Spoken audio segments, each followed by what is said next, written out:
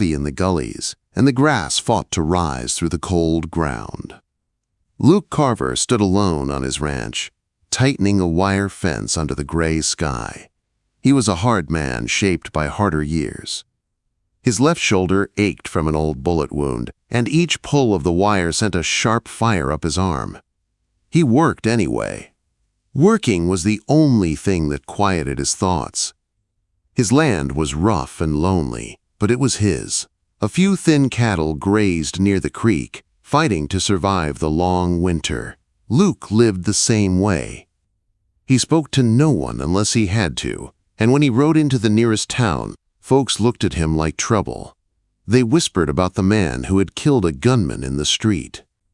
Even if the law had called it self-defense, the stain never washed away. Luke didn't mind the silence. He had lost too much already. His brother had been shot by a rich rancher's foreman, and the sheriff had called it justice. Luke never forgot. He learned that men with money could twist the law any way they pleased, and men like him had to survive on their own. 30 miles away, a stagecoach rattled across the rough road toward Bitter Creek.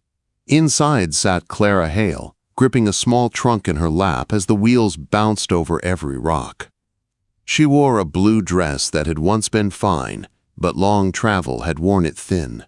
Her eyes stayed fixed on the empty land outside the window. The size of the country terrified her, yet it also felt like freedom she had never known. The other passengers whispered. They judged her. A woman alone, no ring on her finger, and a trunk that held everything she owned. Clara heard their words, even when they tried to hide them. The Hale girl. The one who lived with Preston Ward. They called her fallen. They called her stolen. They didn't know the truth. Her father had lost everything to cards, and Preston Ward, a powerful rancher, had bought the debt. He bought her too. Clara had spent 2 years trapped in his house, living under his threats and his hands, trying to protect a father who still died drunk and cold in a snowbank. When she found the letter Ward hid from her, something inside her broke. She ran with only her mother's locket and enough money to buy a stage ticket. She knew Ward would hunt her. He hated losing property. The coach hit a deep rut. Clara slammed into the wall, gasping. A moment later came a crack, the sharp, unmistakable sound of a rifle. The horses screamed. The coach swerved. "Get down!" someone shouted. "Another shot!" The heavy-set man across from Clara jerked back, a red hole blooming in his forehead. Clara screamed as the coach flipped, wood splintering, dust exploding through the air. She felt pain slice through her leg, and then she was trapped under broken seats, the world spinning. Voices came from outside. Rough voices, dangerous voices. Ward said no witnesses. "Check the girl. If she can walk, bring her back. If not, take the head." Clara's heart slammed against her ribs. She tried to free her leg, but pain shot through her body, sharp and tearing. She froze when the door above her was yanked open. A man peered in with cruel eyes and a dirty bandana over his face. "There she is," he said, "trapped like a rabbit." He grabbed her arm and yanked hard. Clara's hand closed around a broken piece of wood. She struck his wrist with all her strength. He howled and let go. "Shoot her!" another man shouted. But before the gun could fire, a shot echoed across the canyon, this one from far away, then another. The men cursed. "Rider coming! Fast!" "Forget the girl! Ward doesn't need to know." Hoofbeats thundered away until silence crept back over the wreck. Clara lay shaking, her breath thin and sharp, her leg bled freely. She was alone, broken and fading. Then she heard another set of hoofbeats, steady, controlled. A shadow fell across the broken coach. A man appeared at the torn door, framed by the cold sky. Broad shoulders, rough stubble, a scar cutting through one eyebrow. Luke Carver. He dropped inside the wreck, his boots crunching on debris. When he saw Clara, his eyes narrowed with concern, not greed. "Easy," he said. His voice was deep, steady. "I'm not with them." Clara wanted to answer, but she could barely breathe. Luke saw the blood on her thigh, the jagged metal that had torn into her flesh. "You're hurt bad," he said. I can walk," she whispered. She tried. She cried out and collapsed. Luke caught her before her head hit the floor, his strong arm behind her back. "Don't move," he said firmly. "You'll bleed out." Wind rattled the broken wood above them. Clouds rolled across the sky. Heavy, dark, threatening snow. Luke looked at her again. Fear in her eyes. Blood soaking her dress. Men hunting her. He made a choice. "My cabin is 2 miles north," he said. "I'm taking you there." He lifted her into his arms. Clara gasped at the pain, clutching his coat. Luke held her tight against his chest, steady and sure, and carried her out of the wreck, into the coming storm. She didn't know him. He didn't know her.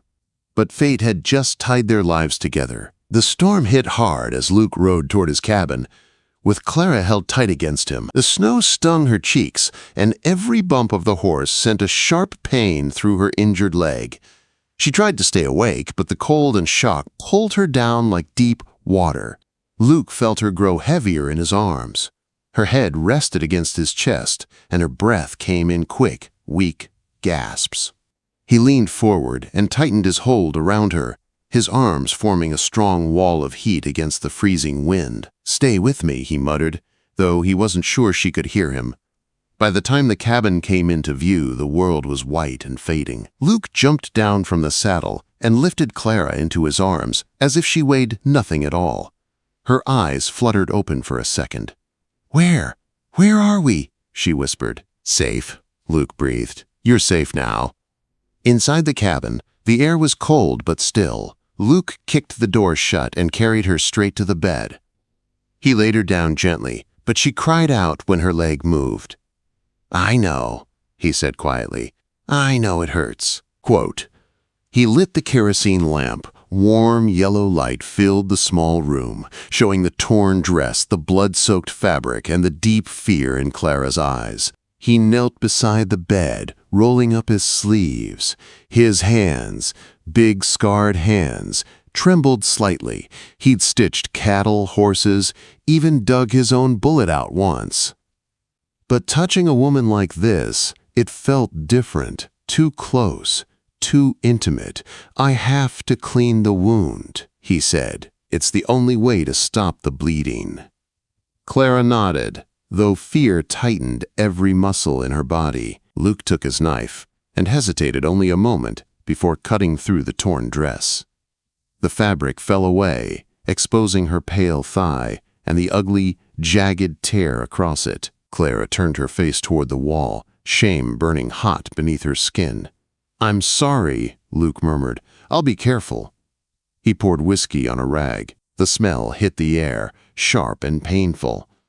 When he pressed the soaked cloth to her wound, Clara gasped and tried to pull away, but Luke steadied her with one strong hand on her hip. "Easy," he said.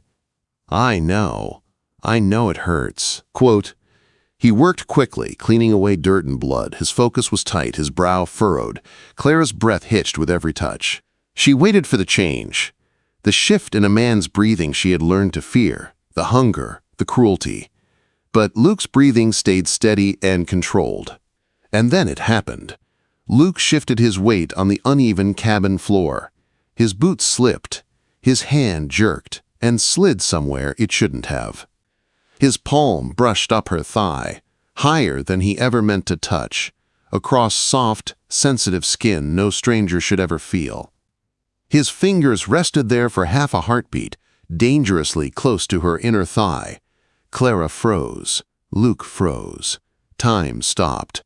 Clara's eyes flew open, wide with shock. The touch was accidental. She felt that. It wasn't greedy or rough like Preston Ward's, but it was warm, too warm. And for the smallest, most frightening moment, something inside her sparked with a heat she didn't understand. Luke jerked his hand back, as if burned. I slipped," he stammered. His voice cracked. "Clara, I didn't mean..." His face turned red beneath the soot and lamplight. He backed up so fast he almost knocked over the basin. His shame filled the room, thick as smoke.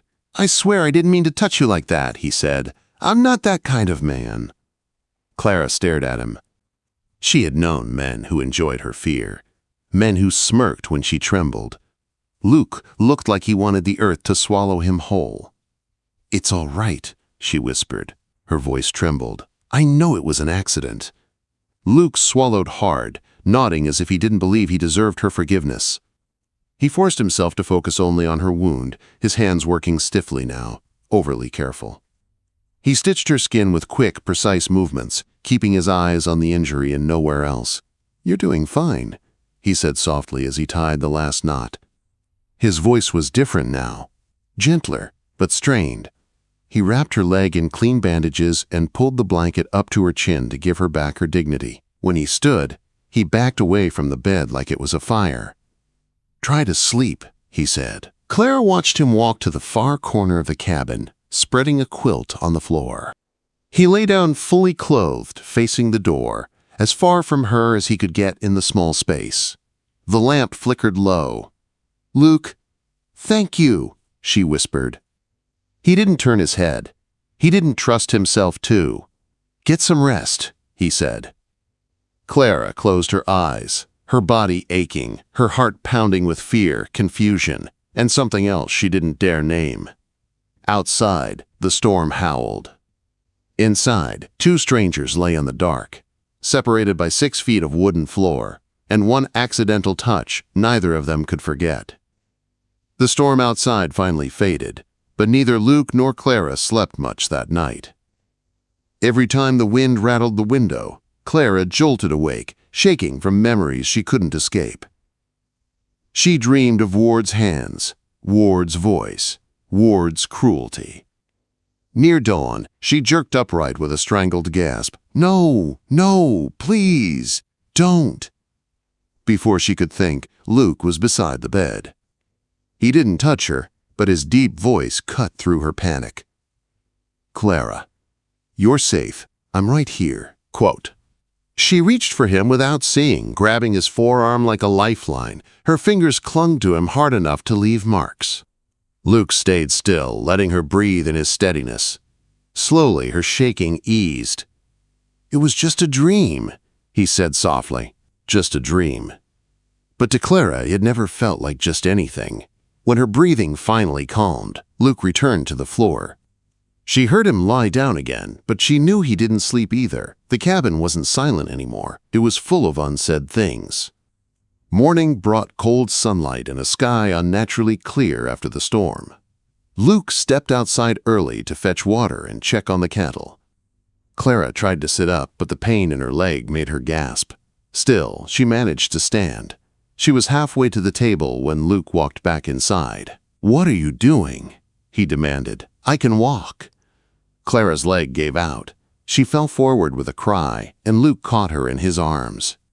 For a breath, they were pressed together, her face against his chest, his arms locked around her waist, their bodies fitting too well in the tiny space. Clara felt his heartbeat. Luke felt her warmth. Both froze. Her breath brushed his neck, his hold tightened without thinking. His eyes dropped to her lips. "Luke," she whispered. He nearly kissed her. He nearly forgot everything. But then he pulled away as if burned. He placed her back on the bed, his jaw tight. "You need to stay off that leg," he said gruffly. "Do you want the stitches ripping open?"